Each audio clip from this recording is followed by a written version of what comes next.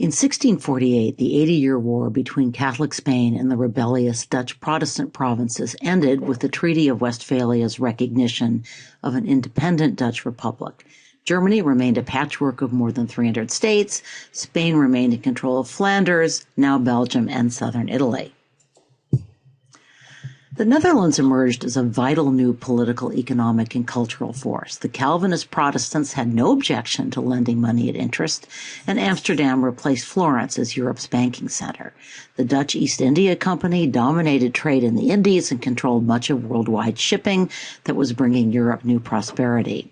Religious toleration attracted immigrants, including America's future pilgrims, and they further contributed to Dutch wealth.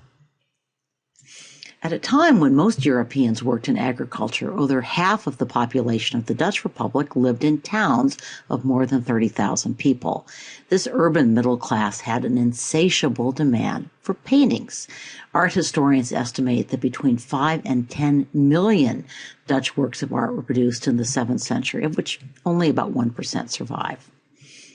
So I'm turning again to Simon Schama and his Power of Art series, this one on Rembrandt, for an introduction to the culture of Amsterdam and to the work of perhaps the greatest portrait painter of all times, Rembrandt. So the rising Dutch middle class was gobbling up portraits of themselves. The golden age of Dutch painting was also the golden age of portraiture, and one of its masters was Franz Halls.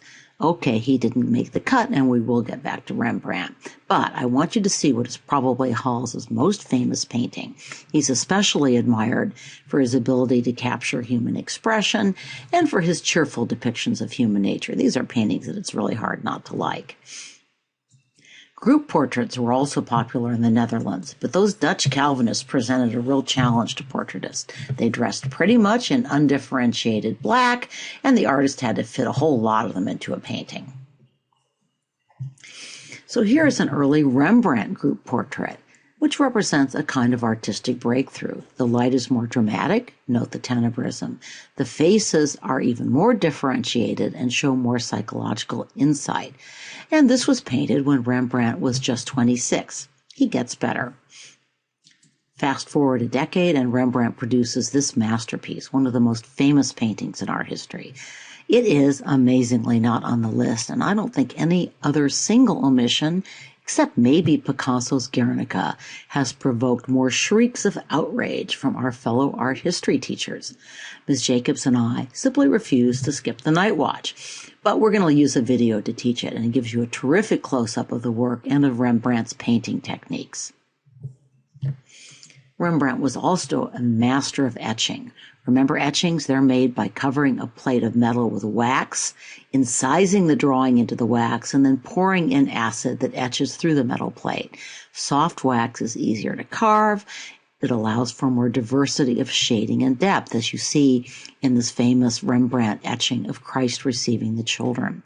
The deeper the etching, the darker the image. So we see chiaroscuro coming alive even in print. This is the kind of religious art that pious Calvinists hung in their homes, although not in their churches. Rembrandt made serious money from this print. And here's our required Rembrandt work. It's also an etching from relatively early in his career, although at a time when he was enjoying considerable professional success. The Khan Academy essay you were assigned notes that this is a marriage portrait and that it marked the first and one of the very few times that Rembrandt presented himself as an artist at work. Note that he is highlighting his skill at drawing, which was a critical skill for a painter and for a creator of etching. The Khan Academy essay also pointed out that Rembrandt loved to draw and paint himself in different guises, complete with costumes. Now, I find it intriguing that Rembrandt chose to etch himself so much more deeply than his wife. Saskia seems almost a pale shadow by comparison, and he's not looking at her, even though this is kind of a marriage portrait. He's looking at us. On the other hand, she seems lost in her own thoughts as well. Is she validating his choice of profession by looking on, or is she wishing he'd get a real job? Rembrandt actually drew and painted his wife quite frequently, often in some kind of play acting role. Here we see her as a shepherdess in a pastoral scene. And here we see Saskia portrayed as a prostitute in a tavern, sitting on the lap of the prodigal son, which is another self-portrait of Rembrandt. You'll notice the resemblance to the Etching, which was made a year later. But this Saskia is livelier and less detached, and our Rembrandt looks as if he's had a few. Of course, we know how this story ends. And indeed, Rembrandt painted the end of the story just a couple of years before his own death. Note that in his later paintings, Rembrandt's brushstrokes became even looser, almost impressionistic. A lot of critics at the time thought he'd simply forgotten how to paint. I personally find his late paintings magnificent. Indeed, Rembrandt was both ahead and behind his times. The next generation of Dutch patrons, after the wars of religion, wanted more refined paintings. They were moving away from their Calvinist roots, and they longed to be more like the French, the Italians, the stylish Baroque guys. Rembrandt was moving in the opposite direction. His paintings became rougher and darker. In many ways, he anticipated directions that art would take 2 centuries later. So here's another artist who didn't make the College Board cut, but I love her work and I want you to get a brief taste. The famous Dutch tolerance extended to women artists, and Judith Leister enjoyed a successful career as a portraitist. Note that in this portrait, she shows herself painting. Remember Artemisia Gentileschi doing the same? And she's shown herself painting skillfully. So whose work does the painting on the easel resemble?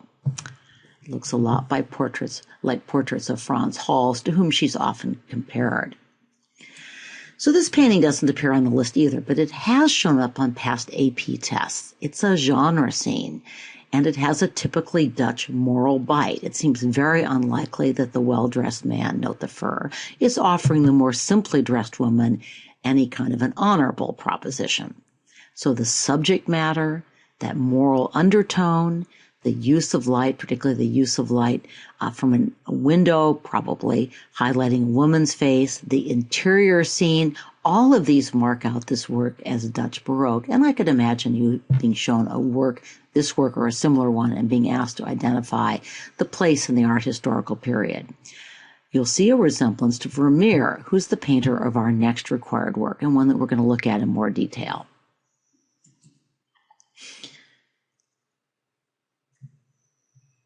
Okay, sorry, I'm just trying to move on in my slides here. Here we go.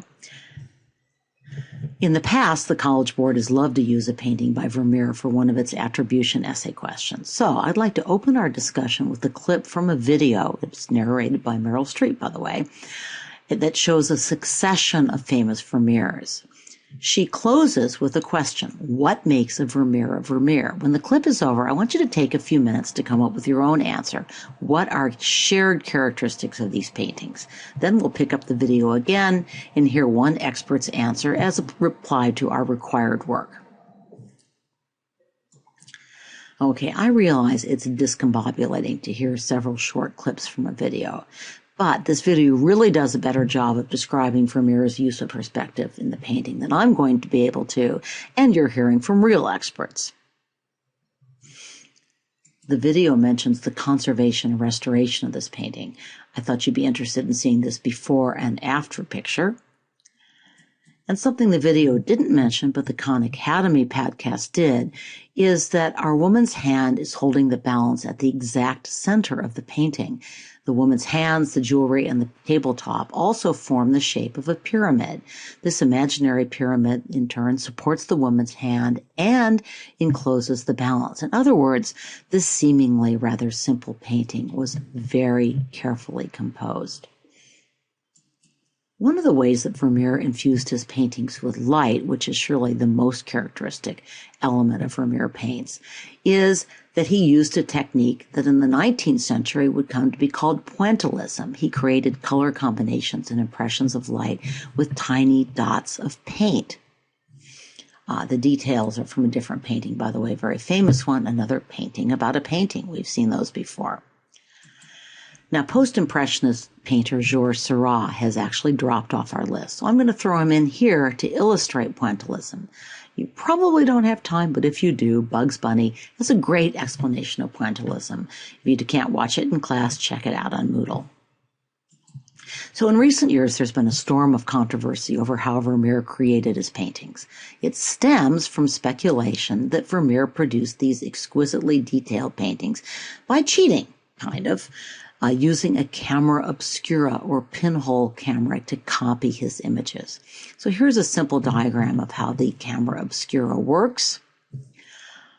And here's an illustration of how it might have been used to create the perspective in one of Vermeer's most famous paintings, The Music Lesson.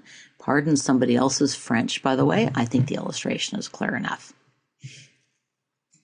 And here's the actual painting. Note, by the way, that Vermeer's paintings very often show a window that's admitting light, but we never see what's outside the window. Also note, and this is true of the woman with the balance as well, that while the objects in the room cast shadows, the human figures do not. This reinforces the sense that they're captured in a moment of time, that they kind of stand outside of time. And it's a very interesting element of Vermeer's technique.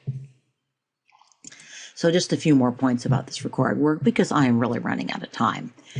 So Vermeer has made some interesting compositional choices. The bottom left of the painting in the background, for example, is higher than the bottom right. Why? It makes room for the balance.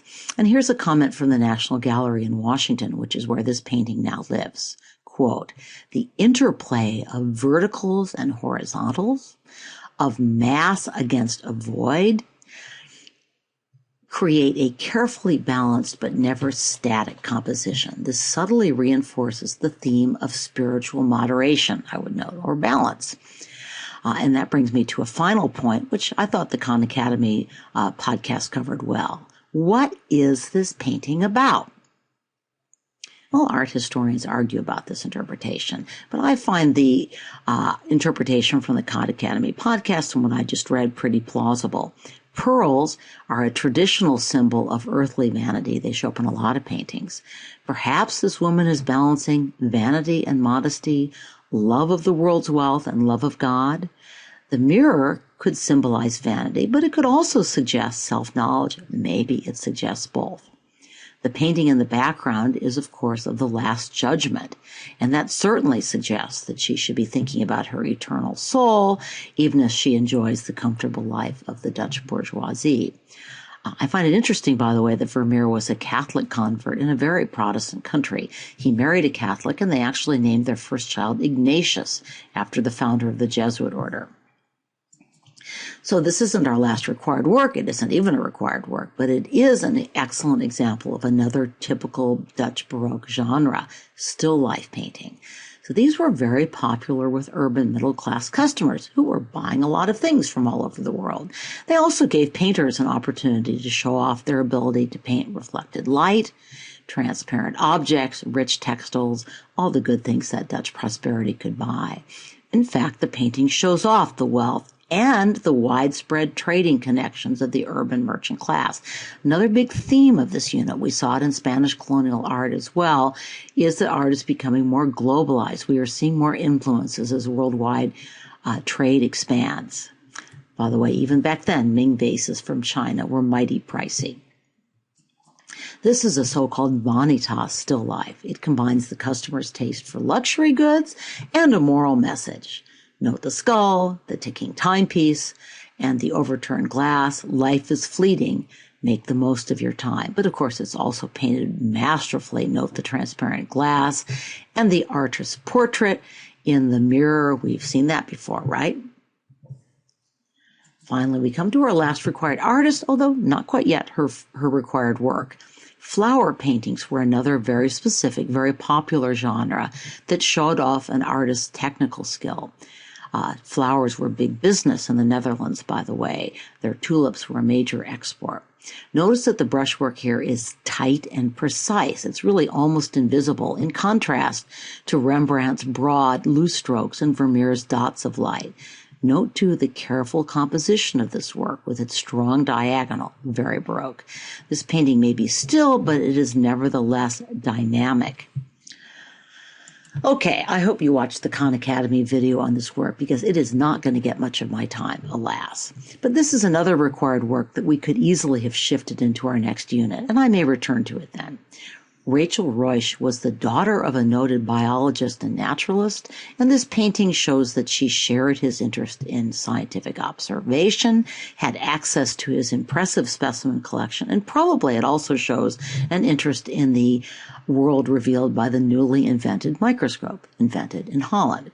Do you recall the symbolic message that might be included in the painting? Well, the wheat and the grapes may reflect the bread and wine of communion. Again, even in the most simple domestic paintings by the Dutch, there are often underlying religious and moral messages.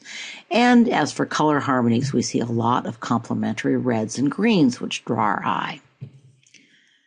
So here's a close-up. So what similarity do you see to Vermeer? I've just noted differences in their brushstrokes. But see how both use points of paint to capture light. I'm going to close this podcast and this unit with just a few more paintings by this artist to prepare you for an attribution question, right? I love this grasshopper, but note the date. And note the date again. Rachel Ruysch was painted very successfully, made a lot of money. The Khan Academy podcast noted she could command more for her paintings than Rembrandt could. By 1741, the date of this painting, we are well into the Enlightenment and our next unit.